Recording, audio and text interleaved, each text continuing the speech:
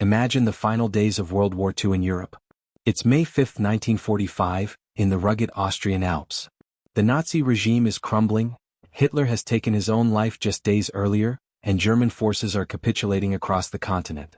Yet, atop a steep hill stands an ancient fortress, Castle Itter, where an unimaginable alliance is forming. Picture this. American GIs manning machine guns on the battlements, their uniforms stark against the stone.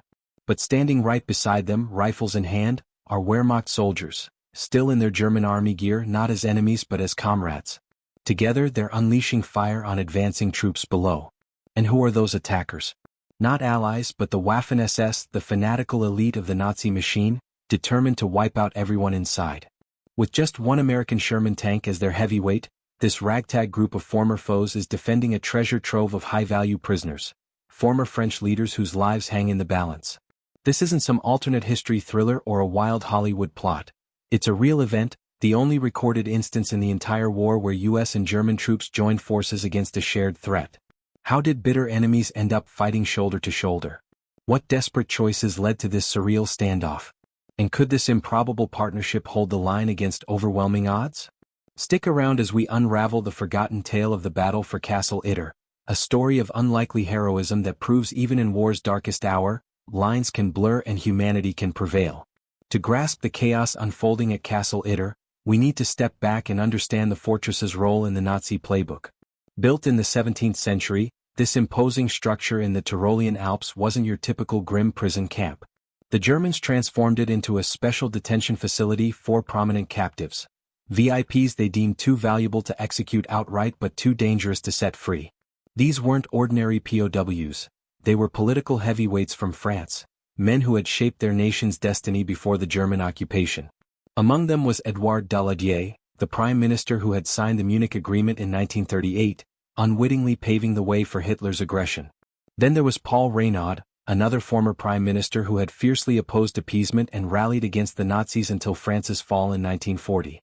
General Maurice Gamelin, the architect of France's early war strategy, shared quarters with General Maxime Weygand, who had briefly led French forces during the Blitzkrieg.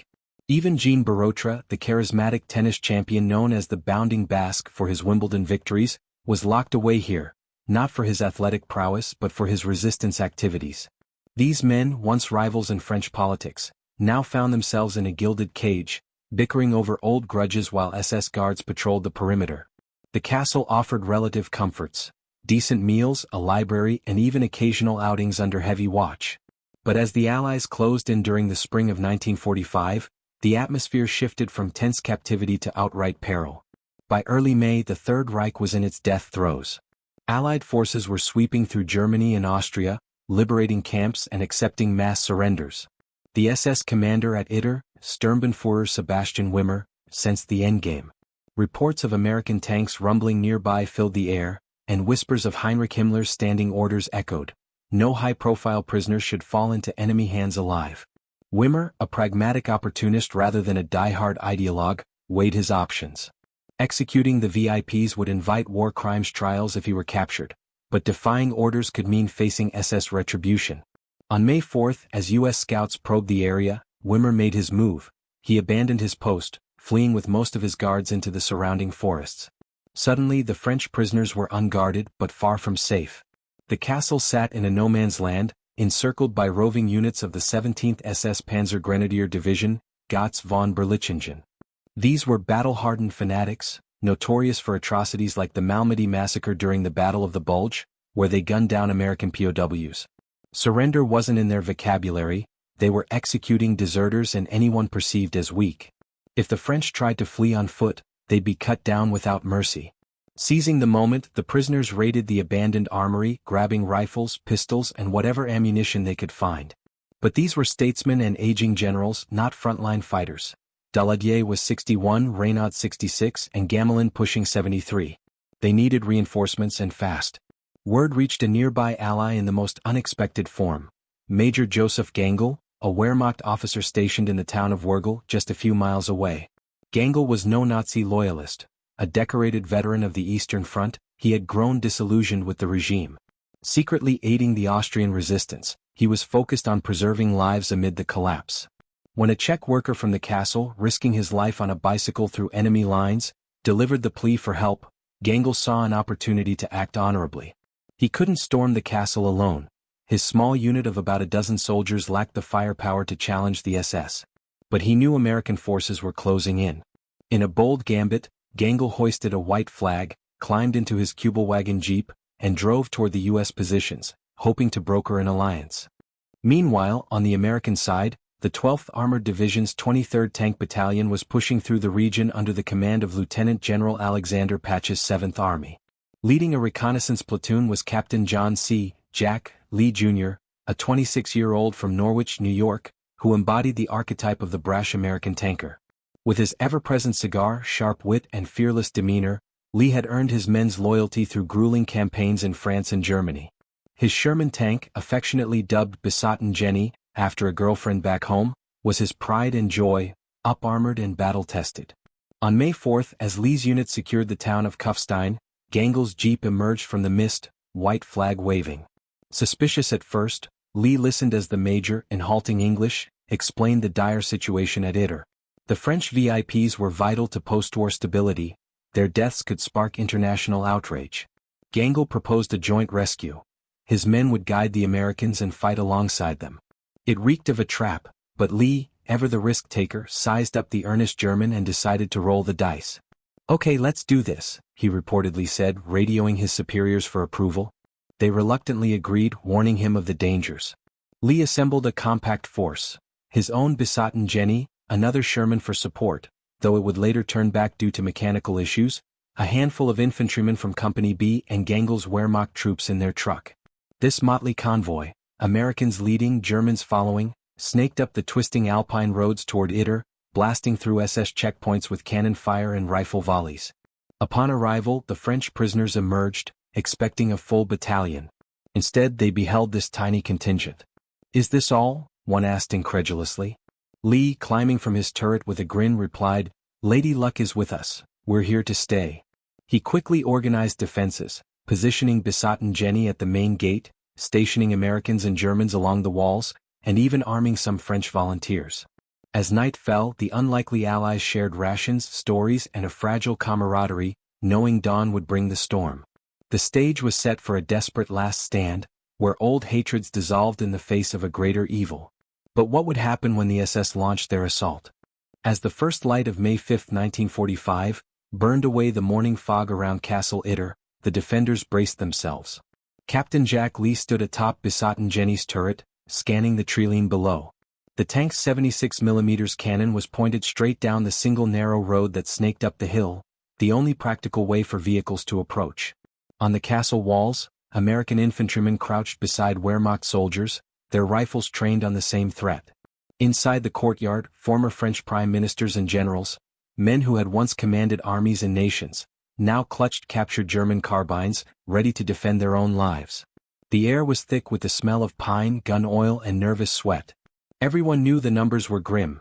Roughly 150 Waffen-SS troops from the 17th Panzer Grenadier Division were massing in the woods, backed by mortars, heavy machine guns, and at least one feared 88mm anti-tank gun.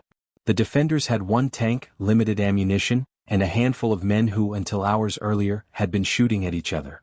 The silence shattered with the crack of a single rifle shot. Then another. Within seconds the entire hillside erupted. SS machine guns opened up from concealed positions among the trees, stitching lines of tracer across the ancient stone walls. Bullets sparked and whined off the battlements. The French VIPs, refusing to cower, moved to firing slits and returned fire. Paul Reynaud, the 66-year-old former prime minister who had once stared down Hitler in negotiations, calmly aimed and squeezed the trigger of a Mauser rifle. Edouard Daladier, still bitter over the fall of France, fired steadily beside him. Even Jean Barotra, the world-class tennis player whose reflexes had once dominated Wimbledon, proved deadly accurate with a pistol. But the real weight of the defense rested on the unlikely partnership outside. Captain Lee kept his voice steady over the roar. "Hold your fire until they're in range," he shouted to the mixed crews.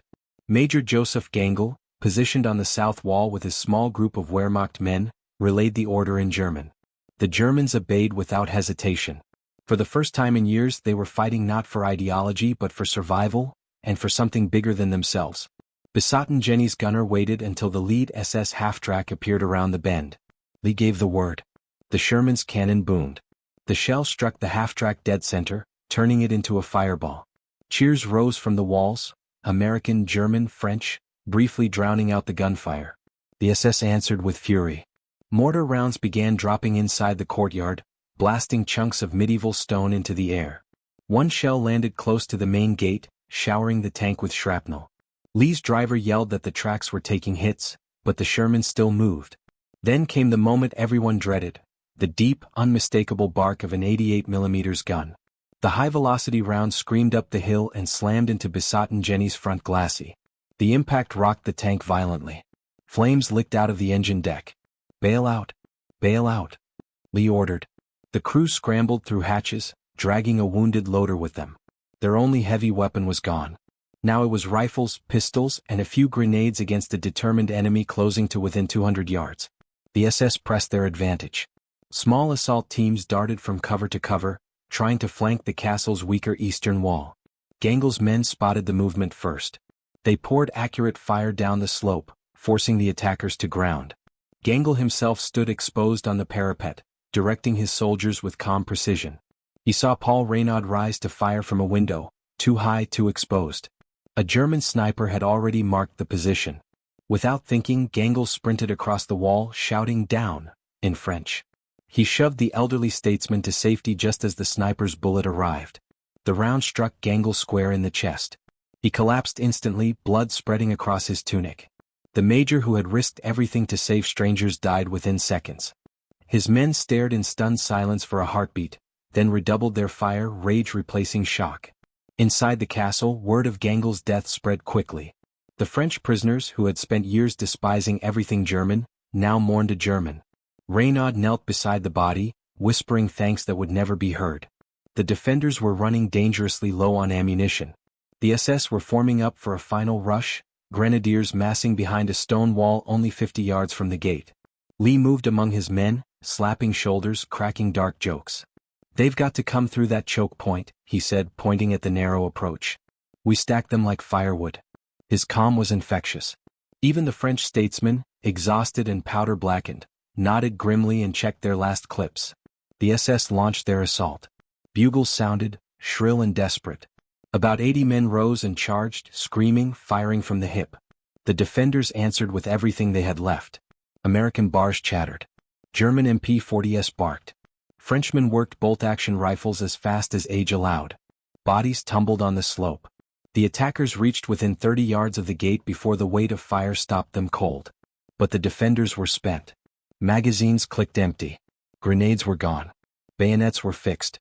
Lee looked at his remaining men and gave the order everyone expected: prepare to receive them in the courtyard. They would fight hand to hand if it came to that.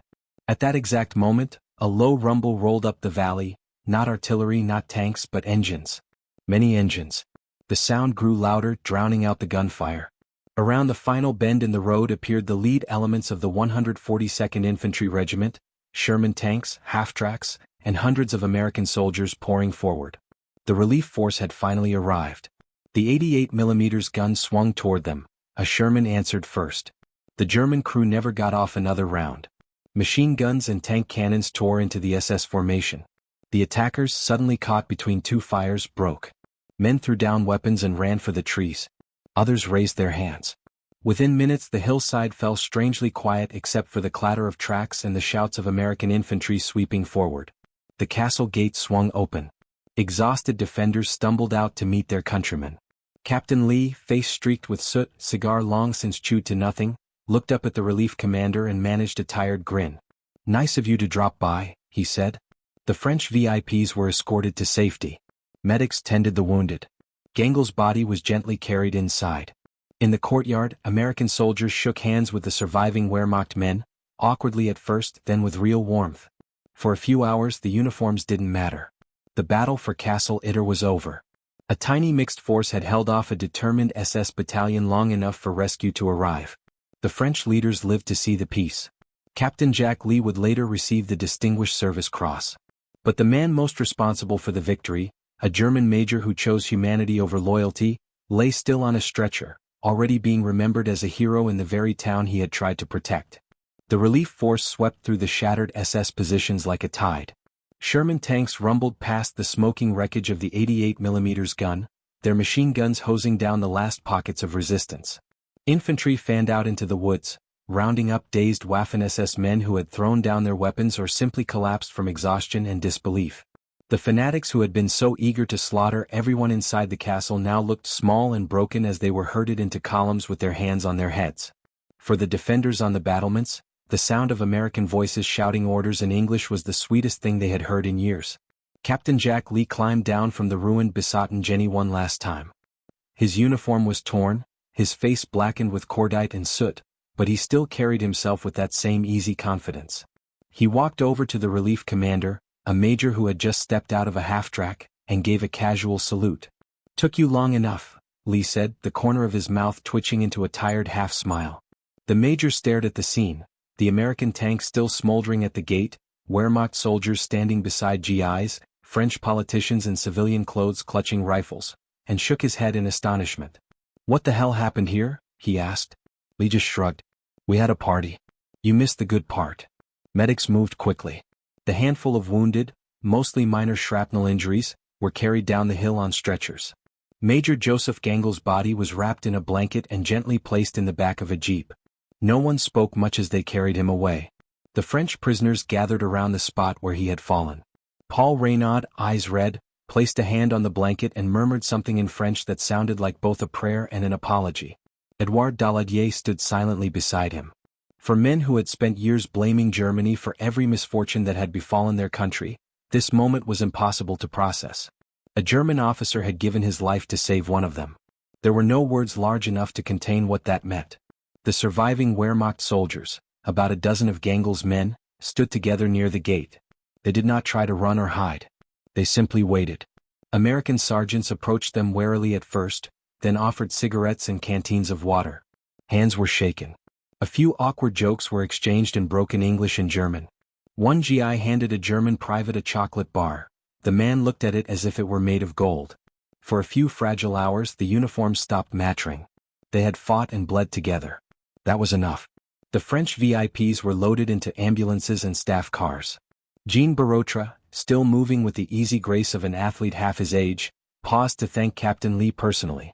"You and your friends," he said, glancing toward the Wehrmacht group, "saved more than our lives today. You saved something bigger." Lee just nodded and lit what was left of his last cigar. He never was much for speeches.